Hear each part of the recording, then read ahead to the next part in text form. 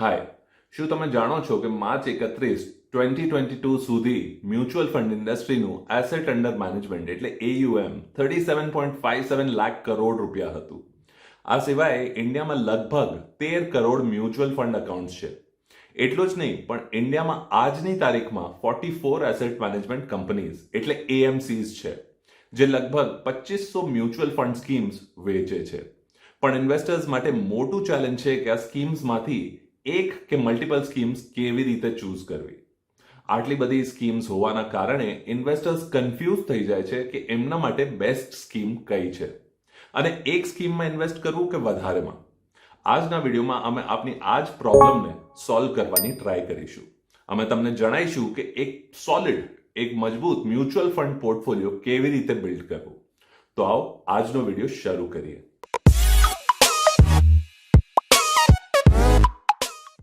કોઈ પણ mutual fund પોર્ટફોલિયોમાં જુદા એસેટ ક્લાસનું એક મિક્સ હોવું જરૂરી છે, જેમ કે ઇક્વિટી, ડેટ, ગોલ્ડ વગેરે. ઘણા ઇન્વેસ્ટર્સ પોતાના પોર્ટફોલિયોમાં ઇક્વિટી અને ડેટ ફંડ્સ રાખતા હોય છે અને અમુક લોકો ગોલ્ડ મ્યુચ્યુઅલ ફંડ્સમાં પણ એક્સપોઝર લેતા હોય છે. અમુક ફંડ્સ એવા પણ હોય છે જે ઇક્વિટી અને ડેટ બંનેમાં તમારું કેપિટલ ઇન્વેસ્ટ કરતા હોય છે, જેને સામાન્ય રીતે હાઇબ્રિડ ફંડ્સ કહેવામાં આવે છે. એક ઇન્વેસ્ટરને કાયમ બેલેન્સ્ડ મ્યુચ્યુઅલ ફંડ ડિસ્ટ્રીબ્યુશન રાખવી જોઈએ, જે માટે પ્રોપર એસેટ એલોકેશન હોવી જરૂરી છે. ઇક્વિટી મ્યુચ્યુઅલ ફંડ્સમાં પણ બહુ બધા જુદા જુદા ટાઈપના ફંડ હોય છે, જેમ કે equity large cap funds, mid cap funds, small cap funds, flexi cap funds, ELSS funds અને સેક્ટોરલ કે થીમેટિક ફંડ્સ. એવી જ રીતે ડેટ મ્યુચ્યુઅલ ફંડ્સમાં પણ વિવિધ પ્રકારના ફંડ્સ હોય છે, જેમ કે liquid funds, overnight funds, short duration funds, long duration funds, corporate bond funds, credit risk funds અને ગિલ્ટ ફંડ્સ. આના સિવાય હાઇબ્રિડ ફંડ્સના મેજર ટાઈપ્સ હોય છે, જેમ કે કોન્ઝર્વેટિવ હાઇબ્રિડ ફંડ્સ, બેલેન્સ ફંડ્સ અને અગ્રેસિવ હાઇબ્રિડ ફંડ્સ. આ બધા જુદા ટાઈપના ફંડમાં એક સ્પેસિફિક પર્પઝ હોય છે અને તમને એ પ્રમાણે આમાં એક્સપોઝર લેવું જોઈએ. જો કે આ કેટેગરીમાં કેટલું એલોકેશન લેવું જોઈએ એ તમારા રિસ્ક એપેટાઇટ અને ગોલ્સ પર નિર્ભર કરે છે. એટલે સૌથી ઇમ્પોર્ટન્ટ સ્ટેપ, આ બધા કરતા પહેલા સૌથી ઇમ્પોર્ટન્ટ સ્ટેપ છે કે પોતાની રિસ્ક પ્રોફાઇલ અને ઇન્વેસ્ટમેન્ટ ગોલ્સને પહેલા ડિફાઇન કરવું જોઈએ. પોતાના મ્યુચ્યુઅલ ફંડ પોર્ટફોલિયો માટે કઈ મ્યુચ્યુઅલ ફંડ સ્કીમ સિલેક્ટ કરવી એ નિર્ભર છે આ પોઈન્ટ્સ ઉપર. પહેલું, તમારું ફાઇનાન્શિયલ ગોલ શું છે. બીજું, તમારા ટાઈમ હોરાઇઝન પર. અને ત્રીજું, તમારા રિસ્ક ટોલરન્સ પર. એક સારા મ્યુચ્યુઅલ ફંડ પોર્ટફોલિયો માટે ઇન્વેસ્ટર્સને પોતાની રિસ્ક કેપેસિટી, એમના ફ્યુચર ગોલ્સ અને નીડ્સને ધ્યાનમાં રાખવું જોઈએ. એના પછી જ એક એલોકેશન સ્ટ્રેટેજી બનાવવી જોઈએ. આમાં એક ઉદાહરણ જોઈએ. સપોઝ એક ઇન્વેસ્ટર છે રાહુલ, જેની એજ 35 વર્ષ છે. રાહુલે મેઇનલી 4 ઇન્વેસ્ટમેન્ટ ગોલ્સ આઈડેન્ટિફાઈ કર્યા છે. પહેલું, આવનારા 3 વર્ષોમાં એક કાર લેવી છે. બીજું, આવનારા 10 વર્ષોમાં પોતાના સંતાનમાં એજ્યુકેશન માટે પૈસા જોઈએ. ત્રીજું, 60ની ઉંમરે એક સારું રિટાયરમેન્ટ કોર્પસ જોઈએ. અને ચોથું, રિટાયરમેન્ટ પછી એક પેસિવ ઇન્કમનું સોર્સ જોઈએ. હવે આ ગોલ્સ માટે રાહુલને કેલ્ક્યુલેટ કરવું પડશે કે એને આશરે કેટલા ફંડ્સની જરૂર પડશે. આ સિવાય રાહુલને પોતાની એજ અને ગોલ્સના ટાઈમ હોરાઇઝન પર પણ ધ્યાન આપવું જોઈએ. આ હતી વાત રાહુલના ફાઇનાન્શિયલ ગોલ્સની. હવે વાત કરીએ રાહુલના રિસ્ક ટોલરન્સની. રાહુલના જે ગોલ્સ છે તેની રિસ્ક ટેકિંગ કેપેસિટીથી અલાઇન્ડ એને રાખવા પડશે. જો તમે વધારે રિસ્ક નથી લેવા ઈચ્છતા તો તમારા ગોલ્સ માટે તમારું અમાઉન્ટ વધારવું પડશે, કારણ કે એમાં રિટર્ન્સ ઓછા થઈ જશે. તમારું રિસ્ક જેટલું વધારે એટલા રિટર્ન્સ વધારે. જો તમને રિટર્ન્સ વધારે જોઈએ તો રિસ્ક પણ વધારે લેવી પડશે.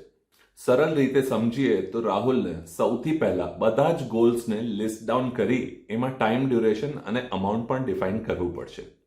આ ગોલ્સ અને રાહુલના રિસ્ક એપેટાઇટના આધારે રાહુલ ડિસાઇડ કરશે કે એને પોતાના ઇન્વેસ્ટમેન્ટ પર કેટલી રિસ્ક લેવી છે. હવે આ બધી ડિટેલ્સ લઈ રાહુલ હવે પોતાનું મ્યુચ્યુઅલ ફંડ પોર્ટફોલિયો બનાવવાનું શરૂ કરી શકે છે અને પોતાની રિક્વાયરમેન્ટ્સ પ્રમાણે મ્યુચ્યુઅલ ફંડ્સ સિલેક્ટ કરી શકે છે. જેમ અમે પહેલા ડિસ્કસ કર્યું કે રાહુલના 4 ગોલ્સ છે, જે શોર્ટ ટર્મ અને લોંગ ટર્મ ગોલ્સનું એક મિક્સ છે. એ 35 વર્ષનો છે એટલે એ મોડરેટ રિસ્ક લેવા પણ તૈયાર છે. સામાન્ય રીતે જો તમારા ગોલ્સ લોંગ ટર્મ છે, જેમ રાહુલના કેસમાં રિટાયરમેન્ટ કોર્પસ, તો એક ઇન્વેસ્ટર્સને એડવાઇસ આપવામાં આવે છે કે એ એક મોટું ભાગ ઇક્વિટીમાં નાખે, કેમ કે એ ઇન્ફ્લેશનને બીટ કરવાવાળા રિટર્ન્સ આપે છે. જો ગોલ શોર્ટ ટર્મ હોય, જેમ રાહુલના કેસમાં કાર ખરીદવી, તો ઇક્વિટી વોલેટાઇલ થઈ શકે છે, એટલે એક સારું એવું પોર્શન ડેટ ફંડ્સમાં નાખી શકાય છે. અને આ સિવાયનો જે મીડિયમ ગોલ છે, જેમ રાહુલના સંતાનના એજ્યુકેશન માટે ફંડ્સ, તો ત્યાં એક ઇક્વિટી અને ડેટનું કોમ્બિનેશન એટલે હાઇબ્રિડ ફંડ પણ ટ્રાય કરી શકાય છે. તો હવે રાહુલને દર એસેટ ક્લાસ માટે ફંડ્સની રાઇટ કેટેગરી ચૂઝ કરવી છે. આના માટે અમને સમજવું પડશે કે સિચ્યુએશનમાં કયું આઈડિયલ ફંડ હોઈ શકે છે. જનરલી ઇક્વિટી એસેટ ક્લાસમાં જો મોડરેટ રિસ્ક લેવું હોય તો તમને એક લાર્જ કેપ કે મિડ કેપ ફંડમાં ઇન્વેસ્ટ કરવું જોઈએ અને કરી શકો છો. અને જો તમને વધારે રિટર્ન્સ જોઈએ તો એ માટે સ્મોલ કેપ કે ફ્લેક્સી ફંડમાં પણ ઇન્વેસ્ટ કરી શકાય છે. એવી જ રીતે જો ડેટની વાત કરીએ તો તમને લોંગ ટર્મ માટે long duration funds, corporate funds કે ક્રેડિટ રિસ્ક ફંડ્સ અને ગિલ્ટ ફંડ્સ જેવા ઓપ્શન્સ એક્સપ્લોર કરી શકો છો. અને શોર્ટ ટર્મમાં લિક્વિડ ફંડ્સ કે શોર્ટ ડ્યુરેશન ફંડ્સને એક્સપ્લોર કરી શકો છો. અને હાઇબ્રિડ ફંડ્સમાં કોન્ઝર્વેટિવ, બેલેન્સ કે અગ્રેસિવ ફંડ્સ જોઈ શકો છો.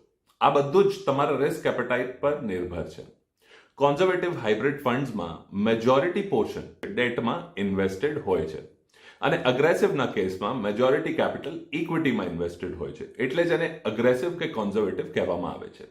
અને બેલેન્સમાં જોવા જઈએ તો ડેટ અને ઇક્વિટી લગભગ બરાબર ઇન્વેસ્ટેડ હોય છે. છેલ્લે જો એક investor regular dividend income earn કરવાનું ઈચ્છતો હોય, જેમ કે રાહુલનું ફોર્થ ગોલ છે રિટાયરમેન્ટમાં એક પેસિવ ઇન્કમનું સોર્સ, તો એ ડિવિડન્ડ યીલ્ડિંગ ફંડ્સમાં પણ ઇન્વેસ્ટ કરી શકે છે, જેનાથી એને રેગ્યુલર ડિવિડન્ડ મળતું રહે. તો આ રીતે તમે તમારા ગોલ્સ પ્રમાણે જુદા મ્યુચ્યુઅલ ફંડ સ્કીમ્સ સિલેક્ટ કરી એમાં ઇન્વેસ્ટ કરી શકો છો. પણ હવે સવાલ એ ઊભો થાય છે કે રાહુલના પોર્ટફોલિયોમાં કેટલા મ્યુચ્યુઅલ ફંડ્સ હોવા જોઈએ. મ્યુચ્યુઅલ ફંડ્સ ઓલરેડી એક ડાયવર્સિફાઈડ મીડિયમ છે, એટલે તમને દર કેટેગરીનું માત્ર એક ફંડ રાખવું જોઈએ. આવું ન કરવાથી એક ઓવર ડાયવર્સિફિકેશન તમારા પોર્ટફોલિયોનું થઈ જશે અને ઓવર ડાયવર્સિફિકેશનના લીધે તમારી ઇન્વેસ્ટમેન્ટ્સમાં ઓવરલેપ થઈ શકે છે અને રિટર્ન્સ હર્ટ થઈ શકે છે. ઉદાહરણ તરીકે રાહુલ પોતાના લોંગ ટર્મ ગોલ્સ માટે ઇક્વિટી કેટેગરીમાં એક ફ્લેક્સી કેપ અને એક સ્મોલ કેપ રાખી શકે છે અને ડેટ કેટેગરીમાં એક કોર્પોરેટ બોન્ડમાં ઇન્વેસ્ટ કરી શકે છે. રાહુલના મીડિયમ ટર્મ ગોલ્સ માટે એ બેલેન્સ કે હાઇબ્રિડ ફંડનું અને એક લાર્જ કેપ ફંડમાં ઇન્વેસ્ટ કરી શકે છે, જેનાથી એનું કેપિટલ ઇક્વિટી અને ડેટ બંનેમાં એક્સપોઝ રહેશે. અને લાસ્ટલી પોતાના શોર્ટ ટર્મ ગોલ્સ માટે રાહુલ એક કોન્ઝર્વેટિવ હાઇબ્રિડ ફંડ અને એક લિક્વિડ ફંડ સિલેક્ટ કરી શકે છે, જેમાં એનું કેપિટલ સેફ રહે અને ડિસેન્ટ રિટર્ન્સ પણ એને મળતા રહે. તમારા દરેક મ્યુચ્યુઅલ ફંડ પાછળ એક સ્પેસિફિક ગોલ કે પર્પઝ ડિફાઇન્ડ હોવું જોઈએ, જેનાથી તમે ક્લિયર રહો કે કયા ફંડમાં તમને કેટલા પૈસા ઇન્વેસ્ટ કરવા છે અને તમને ત્યાંથી આશરે કેટલું રિટર્ન જોઈએ તમારા ગોલ્સને પૂરું કરવા માટે. આ રીતે રાહુલ પોતાના ઇન્વેસ્ટમેન્ટ ગોલ્સ અને રિસ્ક પ્રોફાઇલ પ્રમાણે જુદા કેટેગરીઝમાં એક બેસ્ટ ફંડ ચૂઝ કરી શકે છે. અને છેવટે મ્યુચ્યુઅલ ફંડ્સ પોર્ટફોલિયો ક્રિએટ કર્યા બાદ રાહુલનું કામ અહીંયા નથી પતતું, એન્ડ નથી થતું. એને આ પોર્ટફોલિયોને પિરિયોડિકલી રિવ્યૂ કરતા રહેવું પડશે, જેથી રાહુલ જોઈ શકે કે એનું પોર્ટફોલિયો એના ગોલ્સ સાથે સિંકમાં છે કે નહીં. અને જો પોર્ટફોલિયો ડેવિએટ થતું હોય, થોડું બહાર જતું હોય, તો રાહુલ એને રીબેલેન્સ પણ કરી શકે છે. તો આ રીતે તમે તમારું મ્યુચ્યુઅલ ફંડ પોર્ટફોલિયો બનાવી શકો છો, જે તમારા જુદા ગોલ્સને ધ્યાનમાં રાખી તમને પ્રોપર ડાયવર્સિફિકેશન આપશે, એસેટ, ફંડ કેટેગરીઝ કે પછી ઇન્વેસ્ટમેન્ટ સ્ટાઇલમાં. માર્કેટના લેટેસ્ટ અપડેટ્સ માટે ગ્રોના ચેનલને સબસ્ક્રાઇબ કરો. આવતા વિડીયોમાં મળીએ, ત્યાર સુધી હેપી ઇન્વેસ્ટિંગ.